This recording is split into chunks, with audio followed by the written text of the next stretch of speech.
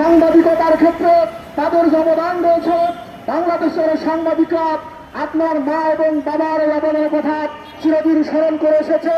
আমরা আশা করব আগামী দিনে আপনার নেতৃত্বে নতুন বাংলাদেশের গণমাধ্যম কর্মীদের সত্যিকার অর্থে মুক্ত সাংবাদিকতা, স্বাধীন সাংবাদিকতা, দেশের জন্য মানুষের জন্য কথা বলতে গিয়ে একজন গণমাধ্যম কর্মী বিগত ফাঁসির সরকারের ন্যায় পুনরায় আক্রান্ত হবে না, মিথ্যা মামলা, অন্যায় হামলা, হত্যার শিকার হবে না, এ বিষয়ে বর্তমান সরকার পদক্ষেপ গ্রহণ করবেন।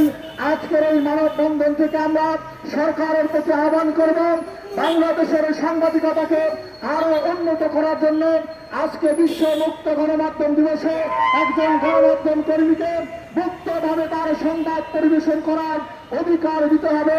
একজন গণমাধ্যম কর্মীকে স্বাধীনভাবে তার সাংবাদিকতা চর্চা করার সুযোগ দিতে হবে।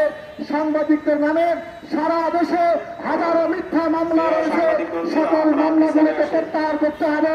দেশের সকল সাংবাদিক হত্যার বিচার